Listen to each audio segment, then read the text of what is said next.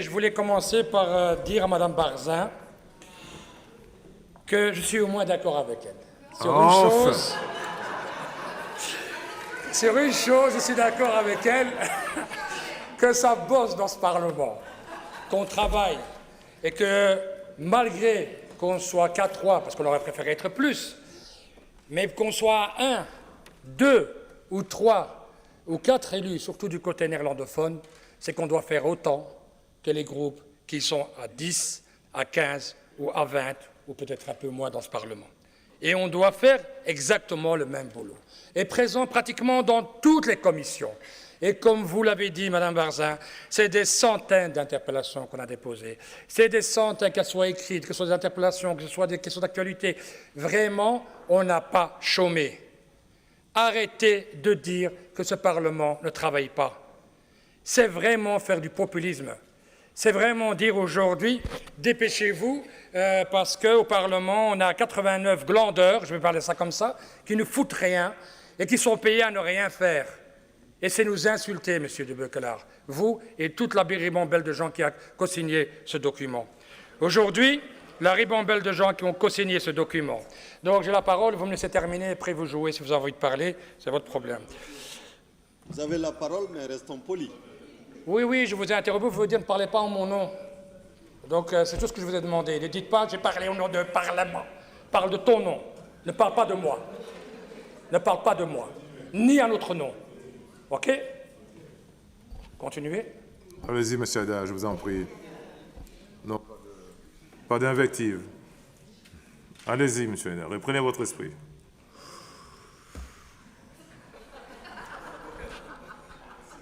Excusez-moi, monsieur de Beukelard. Très bien, j'apprécie. Donc, ce qui serait un peu dommage, monsieur de Beukelard, avant de rentrer dans le vif du sujet, c'est que vous donnez l'impression aux gens comme si c'était la carotte, l'argent, c'était ça qui nous motivait ici pour faire notre travail au Parlement. Vous savez, dans les 4 parlementaires que j'ai, en tout cas celui que j'ai au Parlement flamand, ce sont 3 entrepreneurs qui perdent de l'argent ici au Parlement, qui gagnent très bien leur vie à côté de ce Parlement, mais qui sont ici parce qu'ils sont motivés, parce qu'ils ont envie de changer les choses. Et donc je pense que ce n'est pas le but de montrer les fiches de salaire de ce que gagnent mes collègues, mais je pense que certains seraient rouges pour dire effectivement, mais qu'est-ce qu'on dit? En tout cas, vous ne pourrez pas le dire au nom du groupe Team Fouad Haïdar. Nous, ce qu'on vous dit aujourd'hui, c'est que j'ai plus l'impression que vous êtes pressé d'être ministre et que vous vous dites, écoutez, il faut absolument bouger les choses et on va leur mettre la garotte et ainsi de suite. Mais on ne vous demande rien. Nous, on vous dit simplement, c'est qu'il y a un gouvernement. Et on sait ce que j'explique aux gens. Ils me disent, mais il n'y a pas de gouvernement. Oui, on parle de plein d'exercices. Et il faut encore travailler doublement parce qu'au lieu de voter une fois le budget et de temps en temps des adaptations, on doit le faire 4 fois. Et recommencer tous les débats et les discussions et retourner chaque euro pour voir comment est-ce qu'on va l'utiliser. Et on travaille. Et on est là, on fait nos interpellations, on est là dans les commissions. Aujourd'hui, c'est nous insulter, venir nous dire tout simplement c'est une raison parce que si on n'a pas de gouvernement, ça veut dire qu'on ne foutait rien et donc on peut vous taper dans votre salaire. Dites plutôt que vous voulez rentrer dans un gouvernement et que vous êtes pressé et ça, à ce moment-là, ce sera clair. Donc maintenant, pour aller dans le vif du sujet, bien sûr qu'on est d'accord qu'il faut réévaluer les salaires de certains parlementaires. Je suis d'accord avec ça, j'ai aucun problème. Mais ce n'est pas la raison pour laquelle vous le faites aujourd'hui. Et c'est pour ça qu'on se pose la question de savoir pourquoi déposer ce texte aujourd'hui.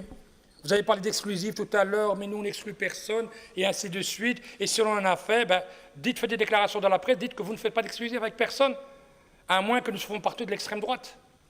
Parce que l'exclusif, vous les avez faites. Et j'ai suivi vos déclarations, et j'ai sorti tous les textes que vous avez faits sur nous. Et je peux les citer un par un. Donc, excusez-moi, les engagés n'ont pas de leçon à donner ici. Vous avez le jouer comme tous les autres. Nous, on est prêts à tendre la main et essayer de discuter et de voir comment on peut trouver des points d'entente, comme vous dites. Et effectivement, que le MR, j'ai déjà dit, ce n'est pas ma tasse de thé. Mais à un moment donné, il faut se mettre autour de la table et de discuter et de trouver des solutions pour les Bruxellois. Mais aujourd'hui, nous, on n'a aucune part de responsabilité. Nous avons effectivement gagné ces élections. Alors, la première fois, ils ont dit Oui, c'est parce que la majorité des gens qui ont voté pour la Team Fouad Haïdar, ce sont des francophones bruxellois, donc le système a été faussé jusqu'à ce que la note est sortie des universités qui ont dit « mais le VLD a eu plus de voix francophones que la Team Fouad Haïdar, que Groen a eu autant de voix francophones, que la NVA a aussi eu plein de votes francophones, que ces gens ont fait campagne en français, donc la NVA, le Vlaams Belang fait campagne en français depuis des décennies. Mais la différence, c'est que quand j'étais chez Voreux, ça ne posait pas de problème, néerlandophone, francophone, musulman, pas musulman, tout ça, c'était pas important. Mais une fois qu'effectivement je suis parti et on a créé notre propre groupe, du jour au lendemain, on se retrouve dans une situation, on se dit « Ah non, vous êtes un communautariste, vous êtes je ne sais pas quoi », et ça n'a pas arrêté pendant des mois et des mois. Et vous pouvez lâcher ce que vous voulez sans vous dire quel est l'impact ça fait sur nous, sur nos familles, sur notre vie de tous les jours. Je n'en avais qu'à faire. Tout ce que vous laissez, c'est lâcher vos bombes et on s'en fout de ce que mes enfants pensent. On s'en fout de ce que ma famille pense, ce que nos amis pensent. Il y a un problème. Oui, monsieur Denef, oui, alors? Oui, et alors? Moi, je vous dis ma position.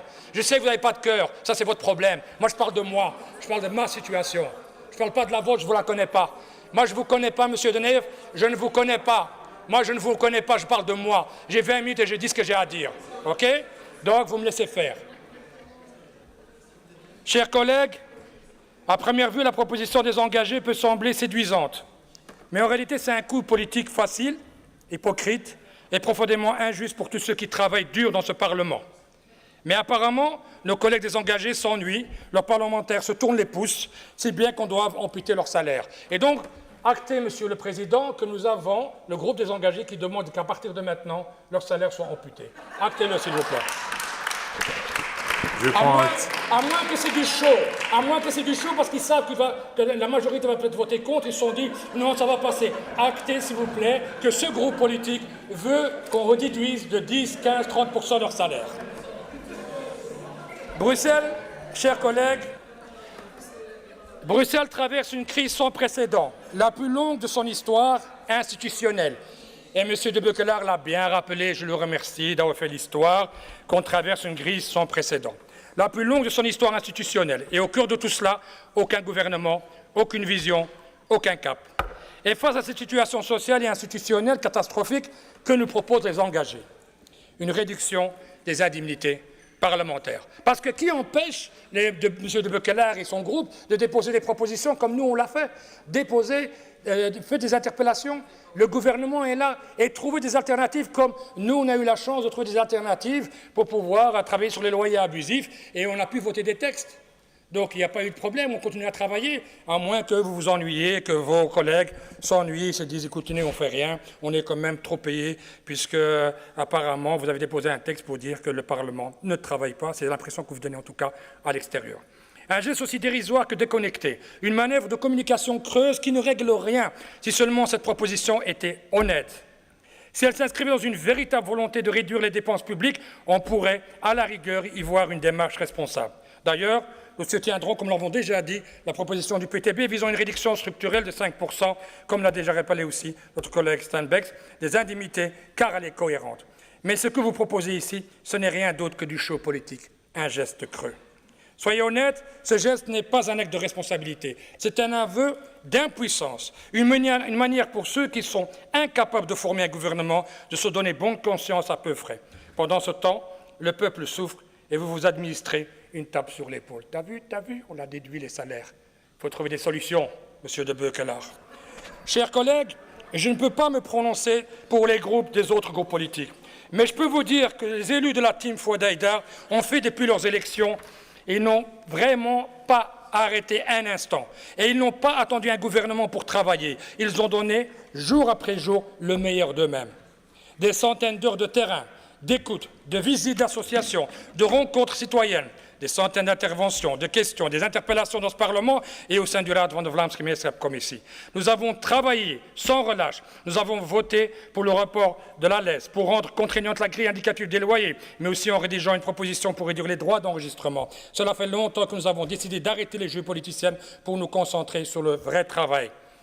Et bien sûr, on en a discuté, et tout à l'heure, Mme Barzan en a cité plusieurs par rapport aux terrasses. Là où on a pu apporter notre pierre à l'édifice, nous l'avons fait.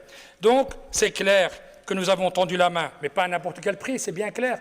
On ne va pas travailler à n'importe quel prix, mais qu'on se mette au moins autour de la table et qu'on discute et qu'on essaie de voir là où nous avons des points communs. Nous avons tendu la main, nous avons proposé de gouverner. Vous savez, le plus révoltant, c'est que cette impasse n'aurait jamais dû exister. Dès le lendemain des élections, la TFA a été écartée pour des raisons idéologiques, pour des vétos injustifiés, parfois même pour des préjugés qui frôlent le racisme. Cette exclusion vient notamment aussi du groupe des engagés, qui aujourd'hui ose faire un semblant de proposition pour sortir de l'impasse. L'impasse. Si cette majorité avait accepté le verdict des urnes, Bruxelles aurait aujourd'hui un gouvernement, des budgets et des solutions. Mais non, vous avez préféré l'immobilisme et le théâtre. Et aujourd'hui, vous vous glorifiez d'un rabotage de salaire, comme si cela allait combler les fractures sociales de notre région. Et pendant que vous bricolez des gestes vides, nous, à la TFA, nous sommes prêts à gouverner. Pas pour les postes, pas pour les salaires, mais pour les Bruxellois, parce que leur dignité ne se négocie pas, elle se défend. Mais qu'on soit clair, le Bruxellois, il s'y fiche que vous gagnez 10, 20 ou 30% moins cher. Ce qu'il veut, c'est un toit, un job, des soins, une école pour ses enfants. Ce qu'il veut, c'est vivre dignement. Alors non, réduire nos indemnités ne fera pas avancer Bruxelles d'un pouce. Ce qu'il faut, ce n'est pas moins d'indemnités, c'est plus de courage, plus d'écoute, plus de travail. Et ça, ce n'est pas un geste symbolique, c'est un choix quotidien et c'est pour ça que nous avons été élus. Je vous remercie.